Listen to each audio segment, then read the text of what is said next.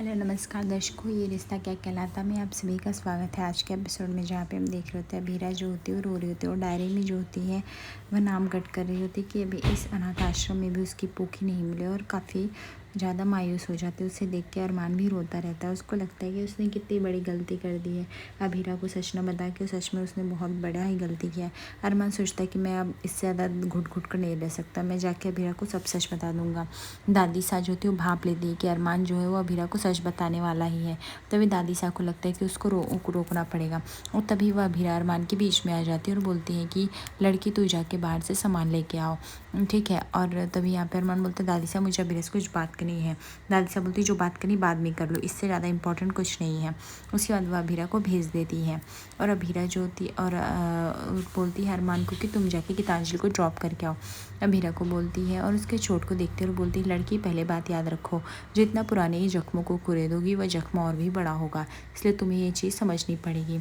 अभीरा जो होती है वह दादी साहब को देखने लगती है और सोचने लगती है, लेकिन बोलती है अपनी पुक्की को कैसे भूल जाए। दूसरी तरफ गीतांजलि जो होती है वो काफ़ी हैरान रहती है क्योंकि उसने जिस तरह से अरमान और अभीरा की नज़दीकियाँ देखी, कहीं ना कहीं अब उसे डाउट होने लगा है कि अब उसकी शादी होगी भी या नहीं। तभी गीतांजलि जा ही रही होती है, अरमान उसका हाथ पकड़ लेता है और बोलता है गीतांजलि मुझे तुमसे बहुत ज़रूरी बात करनी है। मुझे अभीरा को पुक्की का सच बताना ही पड़ेगा, उसको बताना पड़ेगा हमारी मायरा ही वो पुक्की है, नहीं तो मैं उसके साथ इतना बड़ा नाइंसाफ़ी नहीं कर सकता। इतने सालों से जो मैं करता आया हूँ, 7 सालों से मैं नहीं।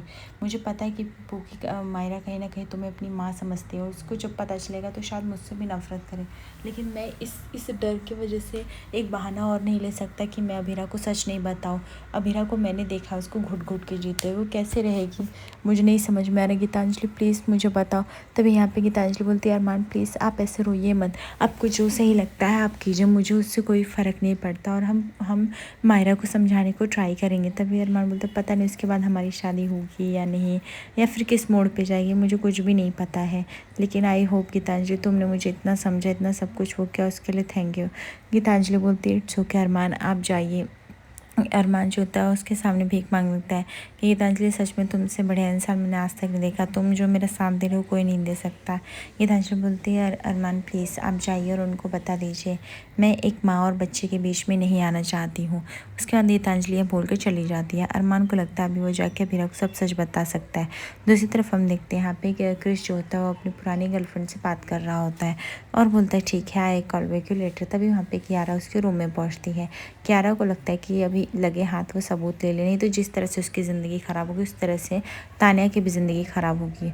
और अगर लेट से बताई तो भी कुछ भी बोलने से पहले क्रिश भैया उसको ना जो थे आजमा लेंगे, तो मुझे कुछ ना कुछ जल्दी ही करना पड़ेगा, पर मैं क्या करूँ। तभी वो पासवर्ड ट्राई करती है बट पासवर्ड से नहीं खोल पाती। तभी वो देखती है कि उनके गर्लफ्रेंड का फिर से कॉल आने लगता है। कियारा जो थी वो कॉल उठा भी लेती है और वो क्रिश की आवाज़ निकालने लगती है, लेकिन कॉल वो जो होती है उसकी गर्लफ्रेंड वो तुरंत डिस्कनेक्ट कर देती है। कियारा को लगता है कि अभी वो आगे क्या करे। कियारा सोचते हो नंबर नोट डाउन कर ले, बट उसी टाइम क्रिश आ जाता है और क्रिश को देख के कियारा जो होती है वो तुरंत भाग जाती है, गेट के पीछे खड़ी हो जाती है और वो सोचती है कि हे भगवान मैंने तो सिर्फ 8 नंबर डिजिट किए हैं, 2 नंबर तो बच गए, ये कहाँ से मैं करूँ समझ में ही नहीं आ रहा है। दूसरी तरफ हम देखते हैं कि अभीरा जो होती देखती राशन ऑलमोस्ट सब खत्म है, वो राशन लेने के लिए मार्केट की तरफ बढ़ी रहती है। अरमान आ जाता है। अरमान बोलता है अभीरा मैं तुम्हारा सिर्फ 2 मिनट लूँगा और बहुत ज़रूरी बात करनी है प्लीज़ चलो। तभी वहाँ पे दादी साहब बोलती बेटा ये भी लिस्ट रहती है और अभीरा बोलती ये तो दूर जाना है, राशन दुकान पे जाना पड़ेगा। दादी साहब बोलती तो क्या हुआ जा तो सकते हैं ना, लेके आ जाए। अरमान बोलता है कि दादी साहब प्लीज़ आप मुझे बात करने दीजिए, जब भी मैं अभीरा से बात करना चाहता हूँ आप बात करने क्यों नहीं देती। तभी उसकी दादी बोलती है बात करने के लिए 7 साल थे, तब तो तुमसे बात हुई नहीं और इतना क्या इंपॉर्टेंट है, हमारे घर के काम से भी ज़्यादा इंपॉर्टेंट है तुम्हारी कुछ भी इंपॉर्टेंट बात अब हमारे लिए किसी प्रकार की भी इंपॉर्टेंट नहीं रही है। ऐसा कहकर अरमान को चुप करा देती है और सोचने लगती है कि मैं लड़की की लाइफ अब और ख़राब नहीं कर सकती। दूसरी तरफ हम देखते हैं यहाँ पे तानिया जो होती है पूरे राज्य के अंशुमन का फीवर चेक करती रहती है और वो देखते हैं अंशुमन का फीवर काफ़ी हाई है। तानिया सोचती है कि ऐसे रहा तो भैया का फीवर कैसे ठीक होगा, मुझे तो कुछ भी नहीं समझ में आ रहा है। उसके बाद वो अपने भैया को किसी तरह सपोर्ट दे के उठाती है और बोलती है भैया प्लीज़ आप दवाई खा लो, जहाँ पे अंशुमन मना करता है। बोलता है नहीं तानिया मैं दवाई नहीं खाना चाहता, क्या अभीरा के दर्द की कोई दवा है, क्या ऐसा नहीं हो सकता कि अभीरा के दर्द को मैं वहन कर लूँ, मेरे ऊपर उसका दर्द आ जाए। उसको वो बहुत दर्द में है तानिया, मैंने उसे देखा ना हंस पाती है ना बोल पाती है, इतने दर्द में से कोई, एक तो वो इंसान आ गया है, अब पूछो नहीं हमारा क्या ही होगा इस रिश्ते का, समझ में नहीं आता। तभी तान्या बोलती भैया प्लीज़ पहले तो आप अभी रेस्ट कीजिए, उसके बाद अभिरा के बारे में सोचिए, पहले अपना तो तभी यहाँ पे अंशुमन बोलता है प्लीज़ तान्या बताओ ना, कुछ ऐसा नहीं हो सकता जहाँ से हम अभिरा का दर्द ले लें। तभी तान्या बोलती पहले आपका बुखार तो ठीक हो जाए तब तो कुछ हो, सुबह से कितना ज़्यादा हाई फीवर है, अगर आपको किसी की मदद करनी तो पहले ठीक तो होना पड़ेगा ना। अंशुमन बोलता है मैं बहुत लोनली फील कर रहा हूँ, जैसे कि मॉम डैड के एक्सीडेंट के बाद नहीं फील करा था, जैसे चाह के भी कुछ नहीं कर पाया, वैसे मैं अभीरा के लिए फील कर रहा हूँ कि ऐसा लगता है सब कुछ मेरे आंखों के सामने हो रहा है, लेकिन फिर भी मैं उसके लिए कुछ नहीं कर पा रहा हूँ। तो भी तान्या बोलती भैया आप बहुत ज़्यादा सोच रहे हो, सो जाओ चुपचाप। उसकी मदद जो होती है अंशुमन को सुला देती है। दूसरी तरफ हम देखते विद्या जो होती है सिलाई बुनाई कर रही होती है, लेकिन जैसे ही मासा आवाज़ देती है तुरंत चश्मा पहन लेती है और नाटक करने लगती है ताकि मासा को पता न चले कि उसकी रोशनी सही हो गई। तभी मासा बोलती विद्या मैंने तुम्हारे लिए चाय और टोस्ट लाया है, और एक काम करती हूँ मैं ही खिला देती हूँ, नहीं तो तुम्हें आंखों से कैसे दिखेगा, अभी तो तुम्हारी आंखें भी ठीक नहीं हुई हैं। विद्या बोलती हाँ माँ साहब खिला दीजिए। तभी यहाँ पे कावेरी खिलाने ही लगती है। तभी वो कहती है कि अब तो अरमान को भी जाना ही पड़ेगा, गीतांजलि गए हैं, कुछ दिनों में वो भी चलेगा, और जब और तुम्हारी आँख भी फटाफट ठीक हो जाए, और क्या चाहिए। तभी यहाँ पे विद्या बोलती नहीं मासा अभी तो मेरा बेटा और रुकेगा। तभी यहाँ पे कावेरी बोलती क्यों रुकेगा तुम्हारा बेटा, तुम्हारे सर्जरी के लिए आया, तो तुम्हारी सर्जरी होगी अब वो चला जाएगा कि उसकी भी लाइफ है। तभी यहाँ पे विद्या जो थी अभिरा अरमान की फ़ोटो निकाल के कहती है, बोलती नहीं उसकी लाइफ ये है, अगर वो यहाँ रुकेगा तो मेरे और अभिरा के लिए भी अच्छा रहेगा, और मैं चाहती हूँ मासा वो रुके, इसमें क्या गलत है। माना कि मेरी आँखें ठीक हो गई, लेकिन मैं ये सच नहीं बताना चाहती होते उसे, अगर इस झूठ से कि हमारी लाइफ अभिरा की लाइफ आपकी लाइफ अच्छी हो सकती है तो क्यों नहीं, क्या आपको उसकी याद कभी नहीं आती क्या, बताइए ना। तभी यहाँ पे कावेरी बोलती विद्या तुम गलत कर रही हो, तुम अपने बेटे के प्यार में बहक के तुम बहुत सारी ज़िंदगियाँ तबाह कर रही हो, तुम अभिरा को उसको करीब भेज के गलत कर रहे हो, तुम्हें जबकि अच्छे से पता है कि अरमान ने अपनी एक नई दुनिया बसा ली है गीतांजलि और उस मायरा के साथ, और वो वहीं रहेगा, और उसमें गीतांजलि और मायरा की क्या गलती है। आखिर तुम्हारे बेटे ने इतनी सारी ज़िंदगियाँ मिसअप करके रखी हैं और फिर भी तुम चाहती हो उन दोनों को छोड़ दे, ये गलत है विद्या, हम इतने स्वार्थी नहीं हो सकते। तुमने देखा गीतांजलि कितना प्यार करती है, उसकी आंखों में दिखता वो लड़की, और तुम ये सब कह रही हो इसलिए। जब ये विद्या को लगता है ये सच में क्या करें। दूसरी तरफ देखते हैं गीतांजलि जो थी वो टॉय के शॉप पे आती है। गीतांजलि को लगता है कि मैं खिलौना लेके जाऊंगी तो ज़रूर मायरा खुश होगी और बहुत ही हक्कों पपिया करेगी। उसके बाद वो बोलती है होम सेलर को कि ये पैक कर दीजिए, बट दूसरे बच्चे उसी दुकान पे आके तमाशा करने लगते हैं और रोने लगते हैं, और वो बार बार बोलती है उसको सेम वही खिलौना चाहिए। जहाँ पे उसकी माँ बोलती है कि अच्छा ठीक है।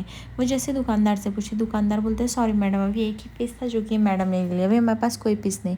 तभी वो लेडी बोलती है कि अच्छा ठीक है। तो वो माँ गीतांजलि से जो होती है वो बोलने लगती है कि क्या आप ये खिलौना दे सकती हैं, मेरे बच्चे को बहुत पसंद आया वरना मेरे नाक में दम करेंगे। तभी गीतांजलि बोलती नहीं है मैंने अपने बच्चे के लिए लिया है, मैं नहीं दे सकती, मैं अपने बच्चे किसी के साथ शेयर नहीं करना चाहती। तभी वो लेडी बोलती है अरे ये क्या बात हुई। उसके बाद वो चली जाती है आगे।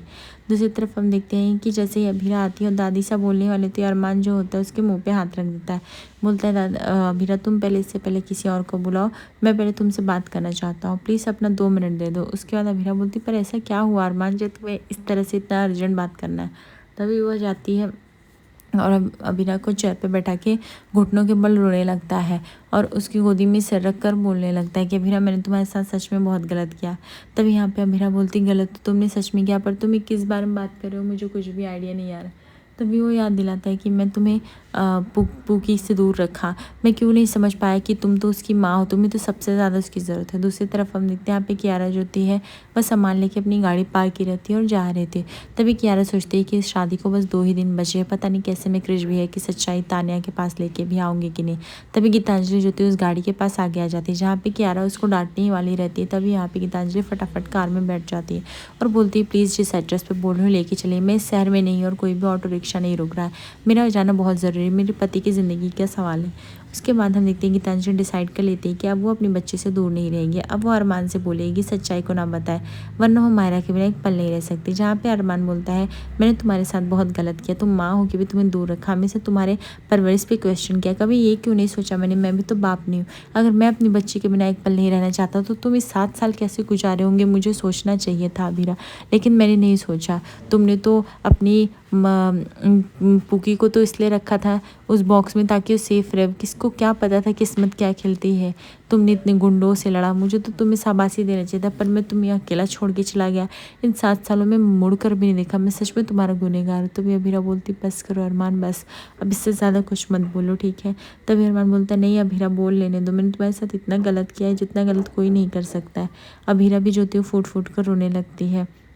बोलते हैं कि मैंने पूकी का तो वेट किया था। तभी अरमान बोलता आज समझा माँ का दर्द क्या होता है। बाप तो बच्चे में ना रह सकता तो माँ कैसे रह सकती है। तुम कहाँ कहाँ नहीं ढूंढते हो पूकी को। तुम्हारा प्यार ही, आत्मसम्मान ही सब कुछ बताता है कि तुम पूकी के लिए कितनी पागल हो। और उसके बाद वो बताने वाले थे कि अभी तुम्हें पता है, हाँ पूकी जो है ना वो ही हमारी। तो यह कहने वाला था कि वह मायरा के बारे में बताता कि पूकी ही मायरा है। और तभी वो चुप हो जाते है, क्योंकि तभी वहाँ पे गीतांजलि आ जाती है और वो रोक देती है और बोलती है एक अरमान आप कुछ भी नहीं बताएंगे। देख के अरमान शॉक हो जाता है। उसको लगता है कि उसने तो अभी तो गीतांजलि को ड्रॉप किया था, तो गीतांजलि यहाँ पे आ कैसे गई। तभी यहाँ पे गीतांजलि बोलती है अरमान मुझे आपसे बात करनी है। अरमान बोलता है 2 मिनट, मेरी अभीरा से बात कंप्लीट ही होने वाली। तभी यहाँ पे गीतांजलि बोलती बिल्कुल भी नहीं, मुझे स्पेस चाहिए। और उसके बाद वह अभीरा को भेज देती है और वह अरमान के साथ डिस्कस करने लगती है। तभी अभीरा बोलती कोई बात नहीं, मुझे बाहर जाना था वैसे भी, अब मैं जा रही हूँ। अभीरा को ये चीज़ बिल्कुल भी नहीं पसंद आती, लेकिन अभीरा क्या करे, उसके बस में ज़्यादा चीज़ें नहीं रहती और वह जो होती है वह जाने लगती है। आज रात के एपिसोड देखेंगे जहाँ पे अरमान काफ़ी क्रूरल बिहेव करता है अभीरा के साथ और उसे बोल देता है कि मैंने तो तुम्हें सिर्फ पटाने के लिए ही वो किया था। तुम्हें जहाँ मन हो, जिसके साथ मन हो तुम जा सकती हो, और वैसे भी तुम्हारे घर वाले आपस में डील कर लेंगे। ये देख कर अभीरा शॉक हो जाती है और अंशुमन का हाथ थाम लेती है। आगे एपिसोड पे से बनी को लाइक और सब्सक्राइब करें फॉर मोर अपडेट्स।